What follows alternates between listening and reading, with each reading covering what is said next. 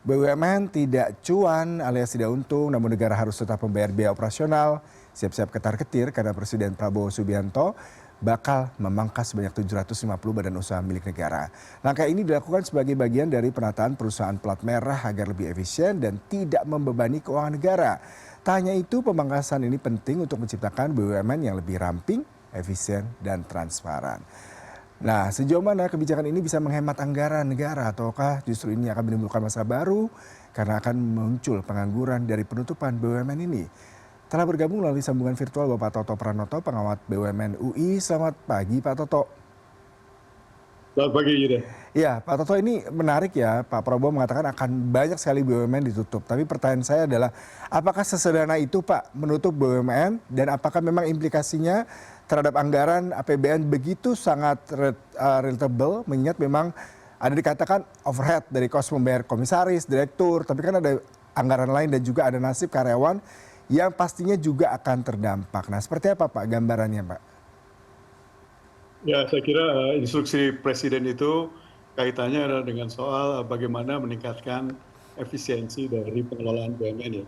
Karena memang kenyataannya misalnya kalau kita hitung dari sekitar 1.000 perusahaan BUMN, anak, cucu, dan lain-lain, kan mungkin sebagian besar juga posisinya merugi begitu ya. Atau kalau kita lihat misalnya pada 100 BUMN terbesar juga kondisi kinerjanya itu juga Pareto begitu ya. Jadi hanya ada sedikit BUMN tapi dia sudah menguasai hampir keseluruhan total revenue apapun total profit dari BUMN. Sehingga langkah Presiden ini saya kira cukup penting strategis bagaimana meningkatkan kinerja BUMN dengan cara untuk mengurangi lah ya jumlah-jumlah BUMN yang dianggap menjadi tidak efisien. Nah, memang tinggal caranya. Apakah kemudian kita langsung akan menutup seluruh BUMN begitu atau ada cara-cara lain dalam konteks restrukturisasi yang bisa dijalankan. Jadi kalau kita perhatikan misalnya langkah Danantara itu kan sementara ini mereka sudah melakukan langkah-langkah misalnya konsolidasi BUMN. Jadi beberapa BUMN yang bergerak di bidang sejenis bisa disatukan, dikonsolidasikan, di merger jadi satu BUMN atau membentuk beberapa holding company baru sehingga mengurangi jumlah posisi BUMN-nya. Sehingga dengan cara-cara ini memang penutupan tanda petik BUMN bisa dilakukan dalam konteks tadi sudah ada restrukturisasi lewat merger dan lain-lain sehingga jumlah BUMN yang tidak efisien juga kemudian bisa dikurangi lewat proses ini ya. Nah, tinggal yang memang kita harus perhatikan tentunya adalah bagaimana kemudian kita bisa memilah mana BUMN yang masih perlu dipertahankan, mana yang harus memang kemudian segera ditutup begitu ya. Tentu kita harus membagi matriksnya. Ya. Kalau misalnya BUMN tadi relatif produk jasa yang masih dibutuhkan dan kondisi keuangannya sehat, tentu ini dipertahankan ya. Tapi kalau kondisi sebaliknya, nah tentu ini yang harus tanda petik tadi bisa masuk ruang segera pengawasan apakah perlu ditutup atau tidak. Nah, untuk ini juga mungkin perlu diperhatikan apabila misalnya konteks BUMN produk jasanya masih dibutuhkan oleh publik tapi kondisi kesehatannya relatif sakit, maka kita perlu perbaiki supaya kondisi kesehatan membaik sehingga kedepannya BUMN yang masih strategis ini masih bisa dipertahankan. Jadi saya kira ada beberapa hal yang mesti diperhatikan apakah kemudian kita akan langsung menutup BUMN yang rugi atau perlu ada langkah-langkah lain sebelum keputusan tadi diambil. Yang menarik tadi Anda katakan terkait dengan matrik dalam melakukan assessment ya Pak. Kalau di China saya juga tadi sempat membaca beberapa referensi dan juga ada kutipan dari Bapak dari sekitar 100 lebih dari tinggal 90-an dan rata-rata mereka memang dibagi klasifikasinya segmen yang tujuan untuk memberikan pelayanan publik dan juga yang profitable sehingga negara tuh bisa melakukan penilaian secara kinerja kemudian juga secara akuntabilitas dan di China mereka ada lembaga khusus ya Pak yang memang nanti akan memberikan pengawasan. Nah, apakah di Indonesia akan perlu ada lembaga lain selain Danantara dan asesmennya seperti apa? Karena kan kalau cuma sekedar langsung tutup tanpa konsolidasi, tanpa asesmen, tanpa melihat evaluasi yang jelas dan rigid akan justru merugikan Pak. Ya, di China memang ada satu lembaga sendiri yang mengurus BUMN-BUMN di luar sektor finansial ya, namanya di bawah kendali SASAC ya, State Asset Supervision and Administration Commission ya. Ya. Jadi SASAC itu melakukan proses sejak tahun 2003 saya kira proses slimming dari jumlah BUMN yang ada di China. Karena sebelumnya kan hampir boleh dikatakan BUMN-BUMN di Cina itu semuanya milik negara ya. Iya. Tapi kemudian dengan proses transformasi yang dijalankan oleh pemerintahan Cina yang lebih liberal begitu secara ekonomi, maka kemudian BUMN-BUMN tadi dilakukan proses restrukturisasi. Jadi inti yang pertama adalah dia akan membiarkan BUMN yang besar bisa tetap tumbuh, tapi BUMN-BUMN yang kira-kira sudah relatif kecil, manfaat publiknya juga relatifly mungkin sudah bisa di take over oleh badan usaha yang lain, maka dia akan lepas begitu ya. Lalu kemudian kedua juga dia mulai mencoba melakukan proses supaya peningkatan apa namanya kinerja BUMN-nya juga bisa lebih baik, maka kemudian sebagian besar BUMN yang dipertahankan yang besar tadi juga mulai masuk ke pasar modal. Sehingga proses itu juga membantu bagaimana peningkatan kinerja tata kelola BUMN juga bisa lebih baik ya.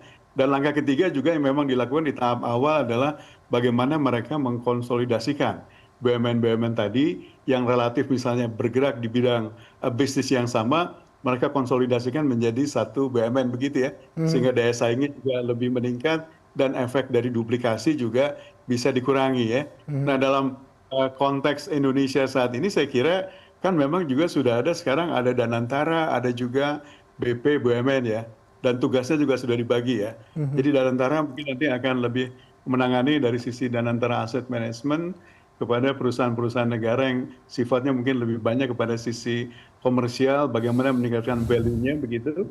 Sementara untuk posisi BUMN-BUMN yang mendapatkan mandat publik lebih besar untuk penugasan public service obligation kan penanganannya akan lebih banyak diawasi oleh BP BUMN begitu ya. Sehingga dengan ada pembagian semacam ini mudah-mudahan nanti akan menjadi lebih jelas ya bagaimana Danantara bisa meningkatkan value dari BUMN-BUMN yang sifatnya lebih posisi komersial begitu. Sementara BP BUMN itu akan lebih banyak bagaimana memonitor supaya BUMN-BUMN yang heavy dengan penugasan PSO bisa melakukan layanan lebih baik dengan struktur biaya yang menjadi lebih juga efisien begitu ya. Sehingga dengan dua hal yang penanganan berbeda ini mudah-mudahan kinerja masing-masing BUMN dengan mandat yang berbeda tadi bisa relatif menjadi lebih baik begitu. Pak Toto, kalau saya mengutip pernyataan dari mantan Menko Sri Mulyani yang menyatakan penyebab utama daripada BUMN ini kinerjanya merugi dan tidak perform, pertama adalah tata kelola manajemen yang kurang baik. Kemudian faktor keduanya adalah beberapa bisnis BUMN dijalankan sebagai perusahaan BUMN yang tidak lagi strategis dan sudah tidak bisa mengikuti perkembangan teknologi, perkembangan zaman dan tidak mampu agile lagi ya Pak. Bagaimana Anda melihat pernyataan ini dan apakah memang bisa diaplikasikan menjadi salah satu barometer untuk melakukan transformasi BUMN di Indonesia Pak? Ya saya kira itu pernyataan yang cukup tepat lah ya dari sisi bagaimana dulu Bu Sri Mulyani sebagai Menteri Keuangan ya memandang kinerja BUMN ya. Saya kira memang dalam konteks yang pertama di mana kemudian sebagian besar merugi karena situasi juga kondisi kinerjanya Pareto itu memang harus ditanggulangi ke depan bagaimana percepatan supaya lebih banyak lagi BUMN yang kira-kira bisa menghasilkan kinerja lebih baik sehingga kemudian ketergantungan konsolidasi BUMN hanya kepada beberapa blue chips BUMN saja juga bisa dikurangi begitu ya. Lalu yang kedua juga saya kira bahwa banyak BUMN yang kemudian sudah tanda petik mengalami kekurangan kemampuan agility yang kuat, ya ketertinggalan teknologi dan lain-lain juga saya kira itu tidak bisa dipungkiri begitu ya.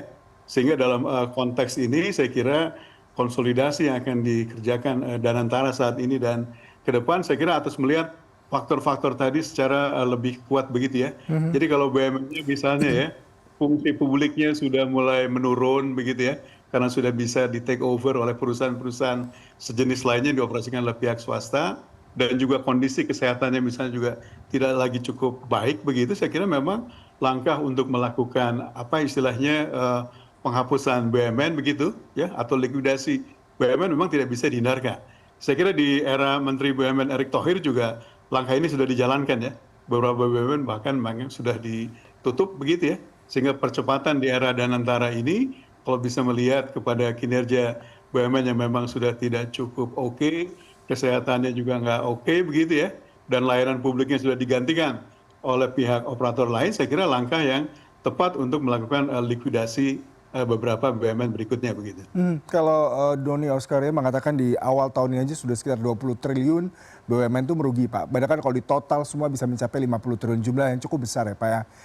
Pertanyaan saya adalah apakah konsolidasi dan merger ini bisa dilakukan dalam waktu singkat dan memotong cost dan overhead terkait dengan mungkin gaji karyawan dan semuanya, apakah cukup signifikan Pak? Ya, saya kira sisi efisiensi biaya tadi yang mungkin disampaikan ya, Iya.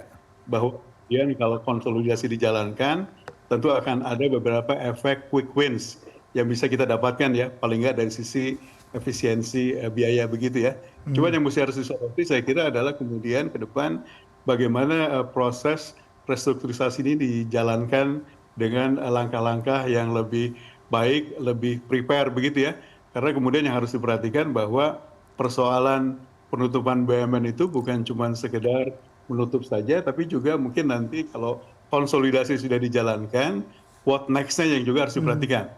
Apakah konsolidasi nanti mampu nggak menghasilkan kinerja BUMN yang lebih baik begitu ya? Iya. Jadi ada beberapa hal yang perlu disoroti lah saya kira. Jadi misalnya apakah kemudian post merger integration-nya dijalankan dengan baik nggak? Karena post merger integration ini menurut saya adalah menjadi kata kunci bagaimana ke depannya setelah dilakukan konsolidasi, maka kinerja BUMN-nya juga bisa lebih meningkat dibandingkan mereka masing-masing stand alone begitu ya. Iya. Sehingga langkah-langkah ini menurut saya perlu diperhatikan dengan lebih baik ke depannya. Pak, pertanyaannya adalah apakah mungkin ini setelah di merger justru akan ada baru lagi nih kan ketika misalnya kita bicara satu entitas sudah terlalu penuh karyawan, sudah terlalu besar job desk dan kewenangannya sehingga perlu akan ada lagi pembagian-pembagian lagi. Apakah dengan sistem merger, konsolidasi ini tidak menutup kemungkinan Pak ke depannya akan kembali lagi muncul BUMN-BUMN karena kan kadang-kadang kita tahu ini bagian dari politis juga ya Pak. Pengangkatan komisaris seperti itu juga. Nah, bagaimana Anda melihat ini Pak?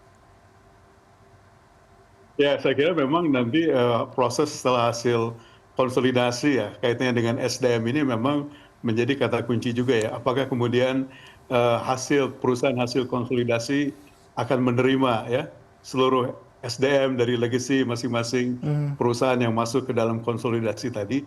Tentu juga ini perlu tanda petik dipertanyakan ya. Ya. Karena tentu perusahaan konsolidasi tidak memerlukan jumlah orang sebanyak sebelum mereka dikonsolidasi. Cuma memang pertanyaannya, kalau kemudian juga Danantara atau pemerintah sampaikan bahwa tidak akan ada PHK BUMN, kemudian sisa SDM ini akan kemana begitu ya?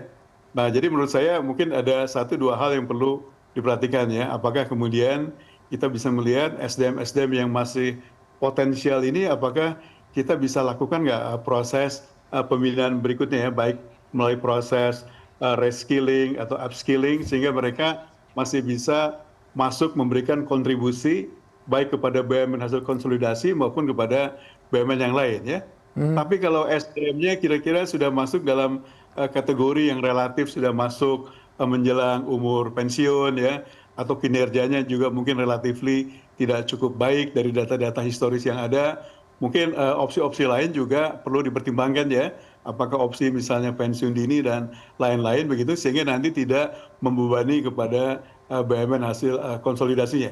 Saya kira poin-poin itu yang penting untuk diperhatikan ke depannya. Pak, kalau kita bicara mengenai target nih ya, semua dia akan digolkan di 2026 dan jumlahnya juga tidak sedikit Pak. Apakah Anda melihat proses konsolidasi, kemudian juga restrukturisasi dan merger ini sangat bisa dilakukan di tahun ini ataukah ini terlalu agak berlebihan Pak? Ya, saya kira proses konsolidasi itu bukan perkara yang mudah lah begitu ya. Itu mungkin memerlukan waktu yang relatifly cukup panjang karena memang prosesnya yang harus dilalui ya. Saya kira kan konsolidasi itu memerlukan due diligence yang perlu cukup panjang. Nanti kemudian juga ada tim PMO yang harus menyiapkan bagaimana proses konsolidasi akan dijalankan dengan lebih baik. Nanti juga proses post merger integration yang harus dijalankan dan lain-lain. Jadi intinya menurut saya ini akan cukup memakan waktu lah begitu ya. Sehingga menurut saya saran saya adalah bahwa ke depan itu target konsolidasinya saya kira sudah cukup baik, tapi mungkin cara prosesnya yang harus dilakukan secara lebih bertahap, memperhatikan tahapan-tahapan yang lebih sesuai dengan prinsip-prinsip kita melakukan restrukturisasi perusahaan begitu, sehingga nanti hasil akhirnya juga akan cukup memuaskan lah begitu ya. Jangan sampai nanti prosesnya misalnya terlalu terburu-buru, nanti bahkan kita tidak akan bisa mendapatkan value creation yang kita harapkan dari adanya proses konsolidasi ini sebetulnya. Mbak Toto, terima kasih sekali untuk perbincangannya. Sepertinya memang konsolidasi dan merger ini membutuhkan waktu, mengingat memang perlu dilihat dari berbagai variabel dan beberapa pertimbangan yang tidak sekedar masalah efisiensi, merubah kultur, tapi juga bagaimana BUMN bisa tetap menjadikan salah satu barometer pertumbuhan ekonomi dan juga memberikan pelayanan publik bagi masyarakat secara lebih efisien dan transparan. Terima kasih untuk perbincangannya pagi hari ini, Pak. Salam sehat selalu, Pak. Selamat pagi.